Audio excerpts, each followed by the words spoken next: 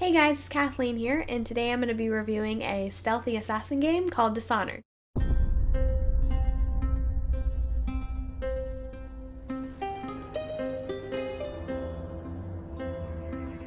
The beloved Empress dead, and everyone thinks you're the killer, but we know what really happened, don't we?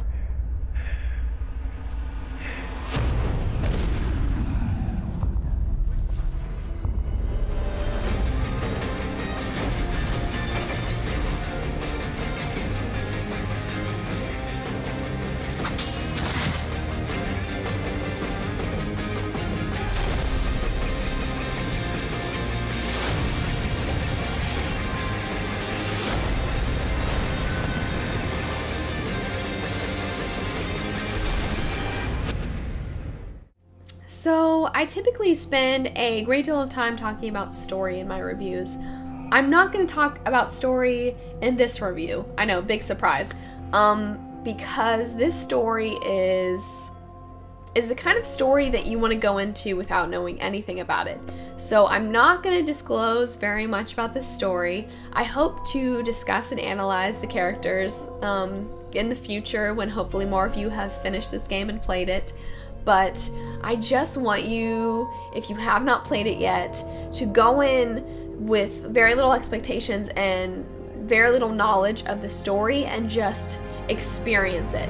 Because when I was playing the game, I kind of just thought it was going one way. Like, I thought that the game was a little more simple than it was, and when I found out that that the story was a little more deep than I originally thought it was a great moment for me. So I don't want to diminish that for you. Even the side characters that you encounter are more, they all come back in some way. The only character that doesn't really get expanded on is the outsider. He's a very mysterious character, and you don't really find out much about him, which I guess isn't too much of a bad thing. I wish that we got to know him a little better because he's such a cool character. Plus, whenever the voice actor talks, I'm just like mesmerized. His voice is like incredible, and it makes me feel like I'm in a trance every time he talks. But yeah, I would love to see more of the outsider. He's one of my favorite characters now, and I just want more of him. But yeah, that's all I'm gonna say about story.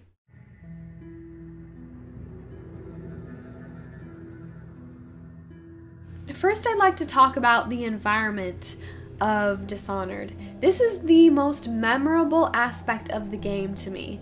The environment is just gorgeous. It has this very steampunk, dark atmosphere, and it reeks of corruption and death. There is literally moments where I just stopped and I was like, I lost my breath because some of the things that you see are so upsetting and so moving, simply because they don't tell you to feel a certain way. They just show it. They just allow you to project your own feelings about the environment and about this story, and that's why it's so meaningful. I'm gonna go ahead and say this is one of my new favorite games. I am definitely putting it up there with like maybe even my top 10 favorite games of all time, like simply because of this. The environment has so much to it. It's so rich, it's so engulfing that I'm going to return to this game over and over again just to return to Dunwall.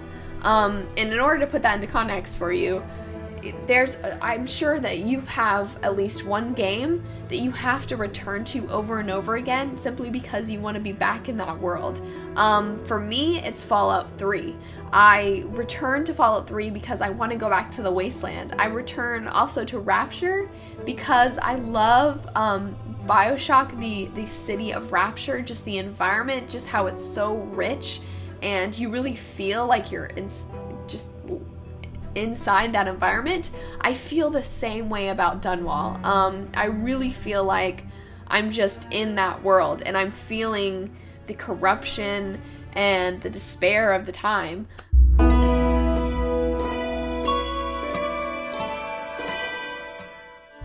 I'd like to talk about the gameplay of Dishonored. The beautiful thing about Dishonored and its gameplay is that it is all about what you choose. It's about how you choose to play, and it doesn't limit you to playing a certain way. I think if you're punished for doing anything gameplay-wise, it's taking the easy route, which is just killing everything in your path, and doing so without finding some way to challenge or limit yourself. Now, you can play this game without killing a single person. You actually get an achievement for that. You can also get an achievement for playing the game without leveling up a single ability other than Blink, which is the main ability that you get. I, of course, need to talk about the abilities that you get. You level up by using these runes that you discover with this heart that the Outsider gives you in order to trace the runes.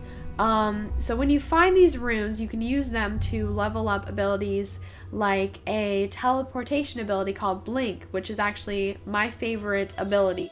I love any game that can give you the opportunity to teleport, hence why I'm a Vanguard in Mass Effect. I love teleporting from one place to another in a matter of seconds, and it is super addicting.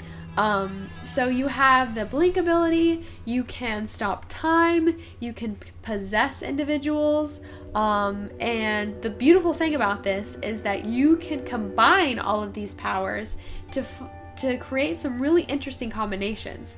One really cool one is you can stop time, possess an individual's body, turn him around so that the bullet that he just shot towards you is aimed towards him, then get out of his body and watch him commit unintentional suicide.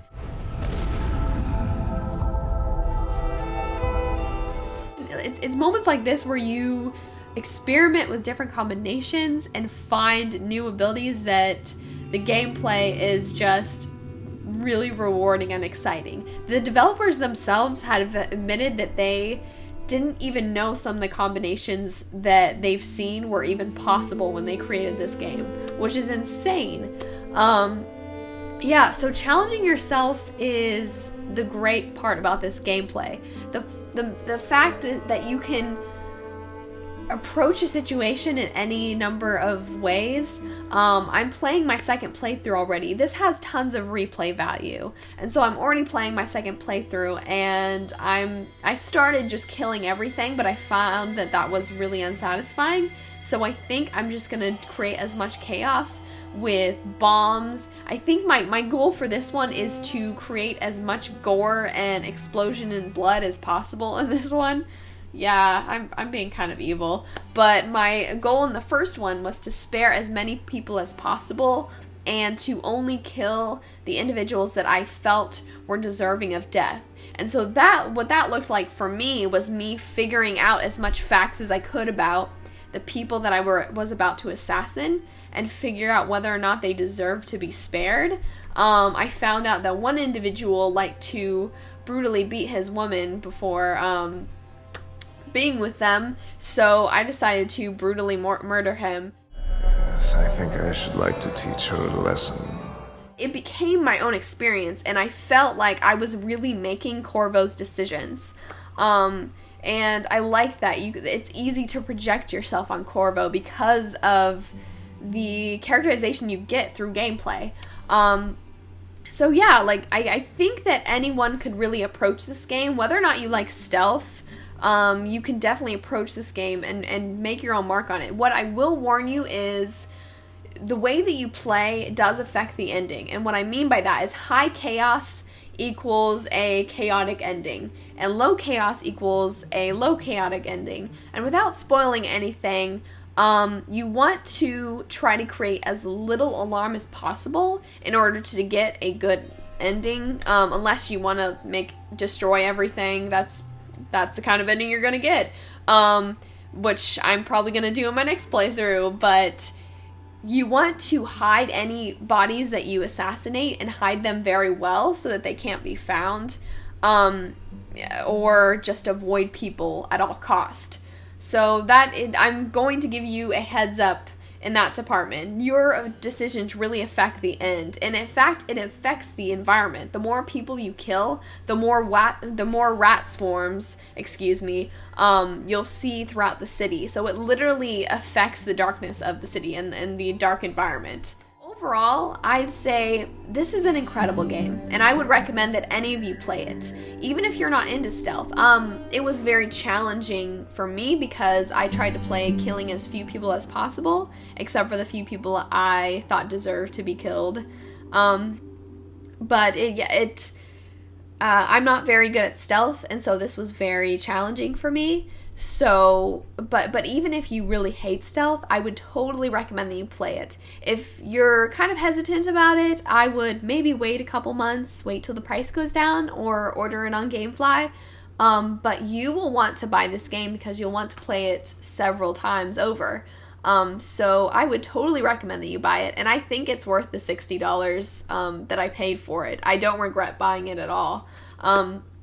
So that is what I think about Dishonored. Let me know what you thought about it if you played it, and let me know what your game is that you return to over and over again simply because of the environment. Because for me, Dishonored is already that way. It is already memorable. So remember to comment, like, and subscribe. I want to hear from you, hear your opinions about the game, and thank you guys for watching. I should go.